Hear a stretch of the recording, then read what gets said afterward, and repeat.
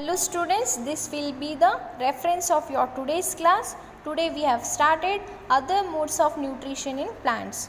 See, there are some plants which do not have chlorophyll. They cannot synthesize food. How do they survive from where do they derive nutrition? See children, in this topic we are going to see there are some plants which do not have chlorophyll. They not even synthesis food of their own. They are directly dependent on other plants. How do they survive? From where do they derive nutrition? So we are also going to see how do they survive, how do they live, from where they are getting nutrition. So like animals and like humans and animals, such plants depends on the food produced by other plants. See, like we are the human beings, right? And even animals, they are depend on plant. So they are saying even there are some plants which are depend on other plants.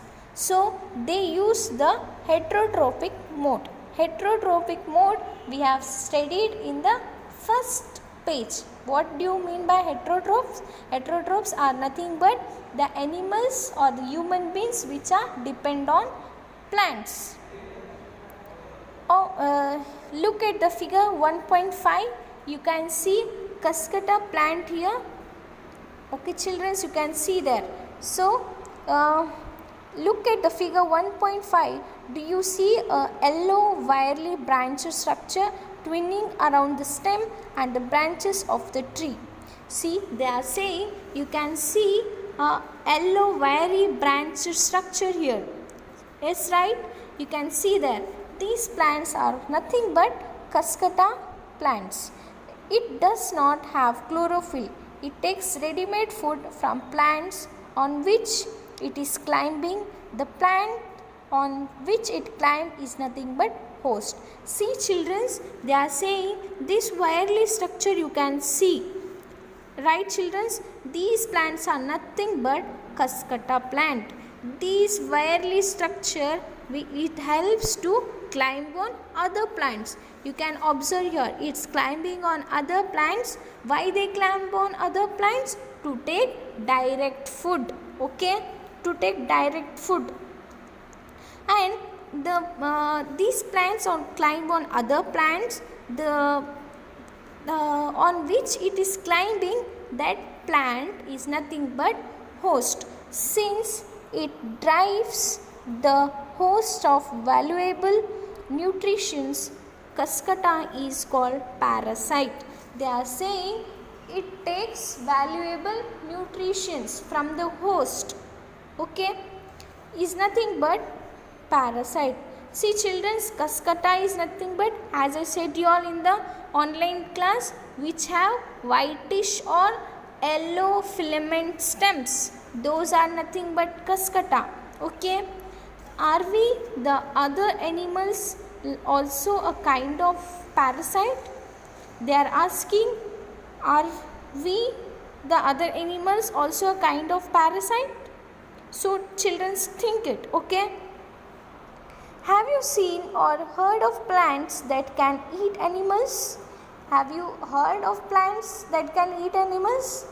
Yes, there are some plants which also eat animals or insects, we can say. There are few plants which can trap insects and digest them. You can see a picture here. They have given a picture plant showing lid and a picture. This is the plant which eat insects. Okay children, look at the plant picture in the 1.6. The picture like or a jug like structure is the modified part of leaf. See, you can see a picture like structure here. Picture like structure which is jug like structure. You can see a jug like structure. At the apex you can see a tip here. This is the lid. Okay, the apex of the leaf forms a lid which can opens and close the mouth of the pitcher. You can see on a pitcher plant you can see a lid here. Lid which can open and close, of the mouth of the pitcher plant. Okay. See, then they are saying inside the pitcher there are hair which can directly downwards. When an insect lands on the pitcher, the lid closes and traps insects gets entangled into the hair. See children, when the insects sit on this lid will get closed. The inside there will be a hairy like structure. It entangles or trap the insects.